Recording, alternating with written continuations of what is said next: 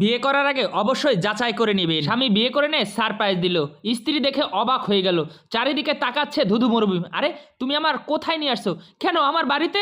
এই যে দেখো আমার বাড়ি, এখানেই তো আমরা থাকবো। এটা আরে তুমি মজা করছো তাই না? আরে না, মজা করব কেন? এই দেখো। কেন তোমার পছন্দ হয়নি? আরে কি বলো এইসব? এই প্রাকৃতিক দৃশ্য এটা কি তোমার না ভালো লাগে পারে? আরে এই সমস্ত কথা তুমি কি বলছো? তুমি না আমাকে গাড়ি করতে করে বিয়ে করে নিয়ে আসলে, আর এখানে আর তোমার বাড়ির পাশে বলে বড় বড় ফ্ল্যাট। কই ওই যে দেখো ফ্ল্যাট। কি বলো? আর এই যে গার্ডেনের কথা বলেছিলাম না, এই দেখো কত সুন্দর গার্ডেন, দেখছো? তোমার খুব ভালো লাগে প্রাকৃতিক বাতাস, প্রাকৃতিক পরিবেশ। ওয়াও কি সুন্দর! তাই আমি লাকি যে এই পরিবেশে তোমার মতো এত সুন্দর একটা বউ পেয়েছি। আমি ধন্য, আমার জীবন ধন্য সত্যি। আরে তোমার পাগলামি কথাবার্তা থামাও। এ সমস্ত কি কথা বলছো তুমি? কোথায় কোথায় আলিশান বাড়ি থাকবে, কোথায় গাড়ি থাকবে? এই আরে কি বলো? এই সমস্ত দেখো, এইখানেই তো কত সুন্দর জায়গা, দেখো এই যে কত সুন্দর থাকার রান্নার জায়গা। কি বলো, এটা তোমার পছন্দ হয়নি? এই যে আমাদের এখানে রান্না বান্না খাওয়া দাওয়ার জায়গা। থামাও তুমি এইসব পাগলের মতো কি বলতেছো, বক বক করতেছো? আরে কি অবস্থা! তুমি আমাকে মানুষ মনে হয় না? আমি কি পশু যে তোমার মতো নেই বস্তিতে এসে আমি থাকবো? তুমি আমাকে কাজের লোক বানাতে এখানে আসছো?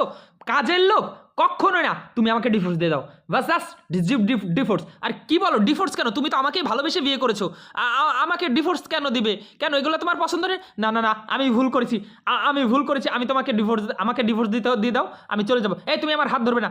শুনো, আমি বিশ্বাস করো, আমি তোমাকে এত বাড়ি করে দেবো। দেখো আমি ইনকাম করে তোমাকে বড় বাড়ি তৈরি করে দেবো, এত বড় বড় বাড়ি। তোমাকে অনেক সুখে রাখবো। আমাকে সুখে রাখবে? আমাকে যে কিনা ভাড়া গাড়িতে করে আমাকে বিয়ে করে নেয় আর এই বস্তিতে থাকে, সে আমার স্বপ্ন পূরণ করবে? বিশ্বাস করো আমি সব কিছু করে দেবো। আচ্ছা আচ্ছা আচ্ছা, তুমি না শুনো, আমার কথা শুনো, আমার বন্ধুর ফ্ল্যাটে চলো, আমি ওখানে গিয়ে তোমাকে ডিভোর্স দেবো। ওকে, তুমি একবার শেষবার আমার কথাটা শোনো, আমার সাথে ফ্ল্যাটে চলো আমার বন্ধুর, আমি ওখানে গিয়ে তোমাকে সব ডিভোর্স দিয়ে দেবো। ওকে চলো। আচ্ছা চলো। এই তুমি আমার গায়ে হাত দেবে না, ছুবে না, বেয়াদব কোথাকার। তখন এই বলে চলে গেল। কিছুক্ষণ পর দুজন মিলে বন্ধুর ফ্ল্যাটে উঠে গেল, আর বউয়ের ফ্ল্যাটটা দেখেই মাথা ঘুরে গেল। এত সুন্দর ফ্ল্যাট! ওয়াও!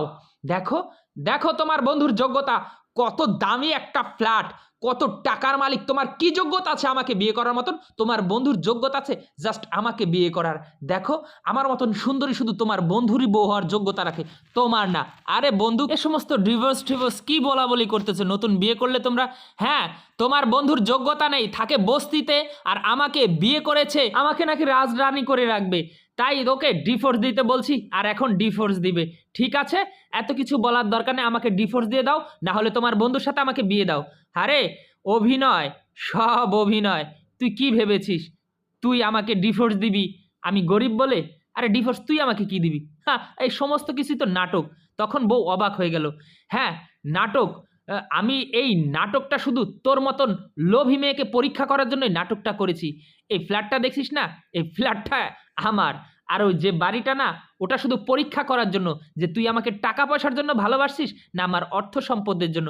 আরে কি বলতেছো তুমি? আমি তো এগুলো মজা করতেছি। আরে মজা তুই না, মজা তো আমি করছি, তাই না?